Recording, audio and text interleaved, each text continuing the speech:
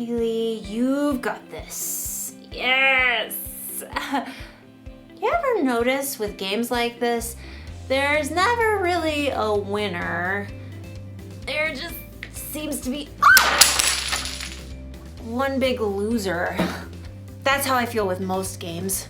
It doesn't seem to matter how much I practice, I can't ever seem to win. It's true with everything. Badminton, lawn bowling, frisbee golf. It can be kind of discouraging. I need a little cheering up, which is where friendship comes in. Friendship is using your words and actions to show others you care. Sometimes it helps to have friends around to kind of be like cheerleaders. Come on, Haley, hit that birdie over the net all the way to Camp Verde. You've got this, Haley. Concentrate. Concentrate. Okay. Yeah! Woo! I knew you could do it. Woo! A little encouragement goes a long way. And in today's story, you'll learn about two guys whose friendship was built on encouragement.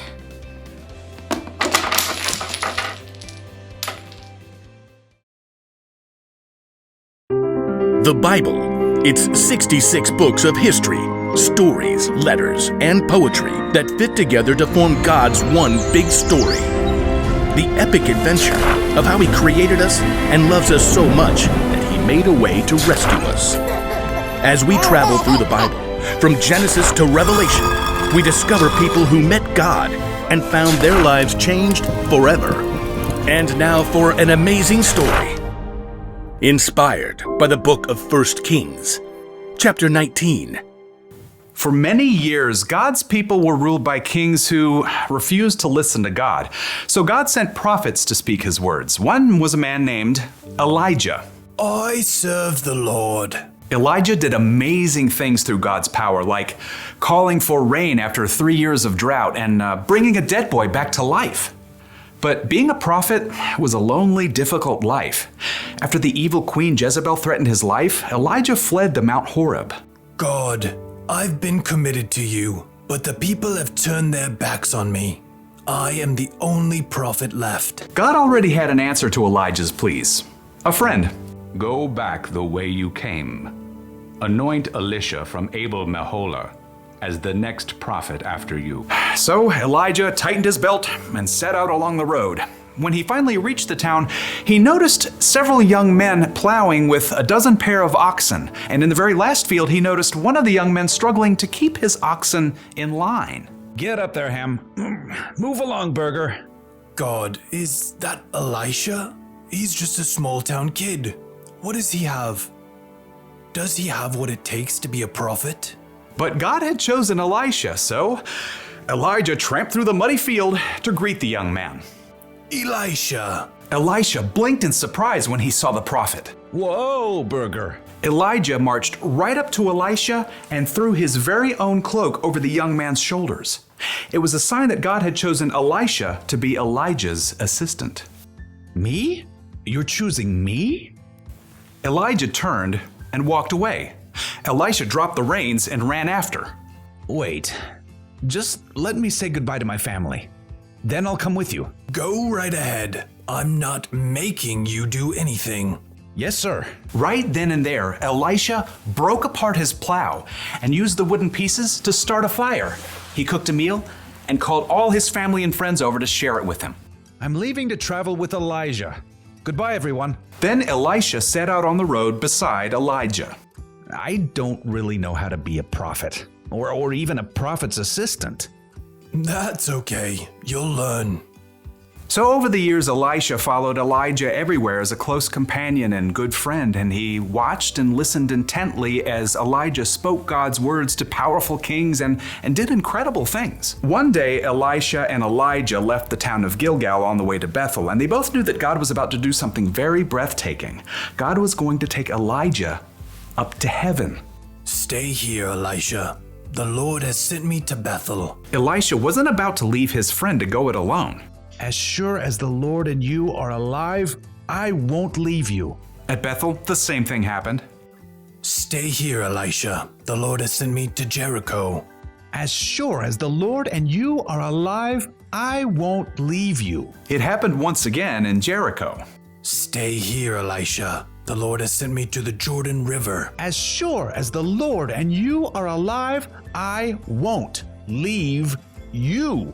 You do realize you're repeating yourself. Together, Elisha and Elijah reached the banks of the Jordan River.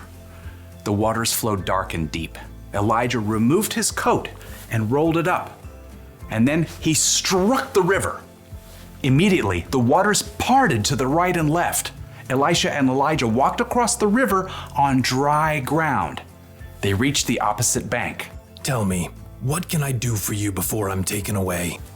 Elisha didn't want to lose his friend and mentor, Elijah, but he'd learned many things in the last few years. Please, give me a double share of the Spirit God has given you. Only the Lord can do that. But if you see me when I'm taken away, that means you will receive what you've asked for. Elisha nodded, and the two men walked on in silence. Suddenly, a wild wind whipped up, and a chariot and horses appeared, blazing with fire. Elijah. The flaming chariot flew down right between the two men. It caught up Elijah and carried him up to heaven, driven by a strong wind. Elijah, you are like a father to me. Elisha stared into the sky until the last breath of wind and the final hint of flame were gone. Then, in great sorrow, he tore his own clothes. My best friend is gone. Glancing down at the ground, he saw Elijah's coat. Carefully, he picked it up. I wonder. Elisha hurried back to the bank of the Jordan River. Again, the water flowed hard and fast. On the opposite bank, a group of prophets from Jericho watched. Look, there's Elisha. But where's Elijah? Across the river, Elisha twisted up Elijah's coat. He called out in a loud voice, Where is the power of the Lord? Where is the power of the God of Elijah? Then Elisha struck the water just as Elijah had done.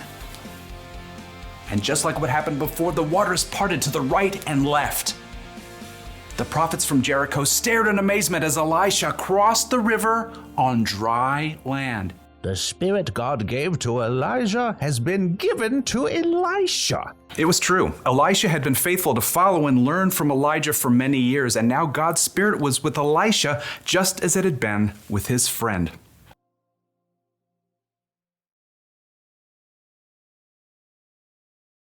One way to be a good friend is to just be there when they need you. Look at today's story. Elisha was there for Elijah right to the very end. And even after he died, Elijah's spirit was with Elisha. Now, I don't know exactly how Elijah's spirit was with Elijah, but it sounds pretty cool. Jesus said God would send a friend to always be there for us. The Holy Spirit is the ultimate friend. He gives you wisdom when you're confused, strength when you're feeling weak, and encouragement when you need it the most. That's the kind of friend we should be. You can cheer your friend on when they play sports, or even if they have an audition, or a hard test. You can give someone a shoulder to cry on when they've had a rough day or when something sad happens. Sometimes it's best not to say anything and to just be there for your friend.